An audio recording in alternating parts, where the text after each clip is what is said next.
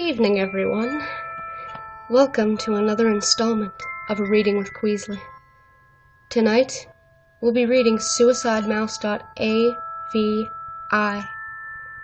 Read along. As always, the story is in the description. Let's begin, shall we?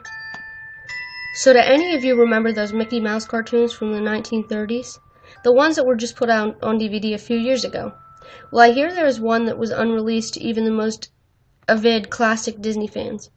According to sources, it's nothing special. It's just a continuous loop, like Flintstones, of Mickey walking past 6 buildings that goes on for 2 or 3 minutes before fading out. Unlike the cutesy tunes put in, though, the song in this cartoon was not a song at all.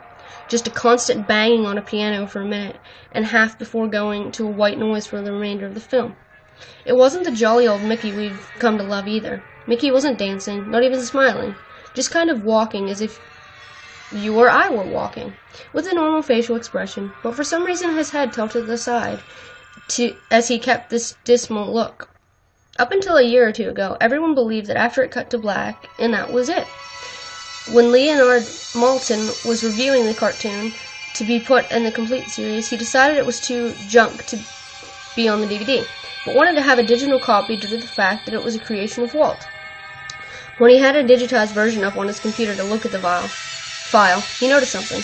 The cartoon was actually 9 minutes and 4 seconds long. This is what my source emailed to me. In full, he is a personal assistant of one of the higher executives at Disney, an acquaintance of Mr. Maltin himself. After it cut to black, it stayed like that for the 6th minute, before going back into Mickey walking. The sound was different this time. It was a murmur. It wasn't a language, but more like a gurgled cry. As the noise got more indistinguishable and loud over the next minute, the picture began to get weird.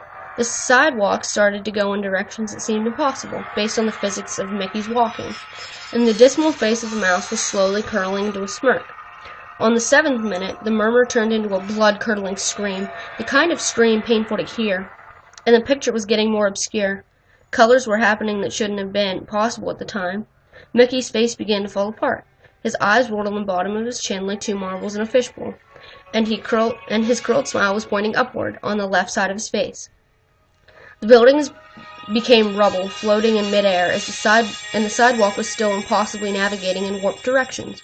A few seeming inconceivable with what we as humans know about direction.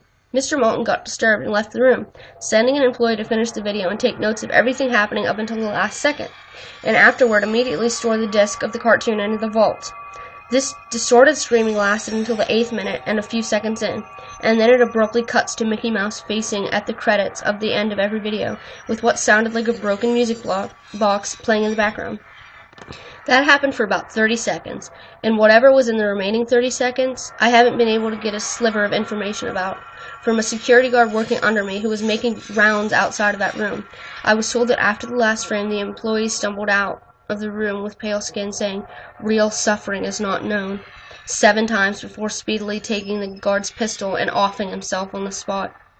The thing I could get out of Leonard Maltin was that the last frame was a piece of Russian text that roughly said, "The sights of heck bring its viewers back in." As far as I know, no one else has seen it, but there's been dozens of attempts at getting the file on rapid share by employees inside the studios, all of whom have been promptly terminated of their jobs. Whether it got online or not is up for debate, but if rumors serve me right, it's online somewhere under SUICIDEMOUSE.AVI. If you ever find a copy of the film, I want you to never view it, and to contact me by phone immediately, regardless of time. When a Disney death is discovered up as well as this, it means it has to be something huge. Get back to me, TR. I have yet to find a copy of this, but it's still out there. I know it. That was kind of short. That was creepy, though. Like, it wasn't as creepy as, like, Squidward's suicide, but, like, it's still creepy. Like, there's a lot of things wrong with Disney. Like, people don't realize there is so much secrets within the Disney franchise that, like, people, like, just don't want to talk about. And the creepiest thing is, right behind me, there's a Mickey Mouse doll. So I think I'm going to leave this room pretty soon. But there's so much about Disney that's just off. With all the secret messages and things like that.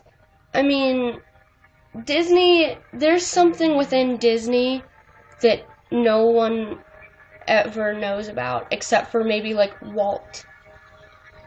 Walt will be the only one to forever know the secret behind the Disney franchise. And I know I probably sound like one of those stupid, lifeless people on those superstition websites.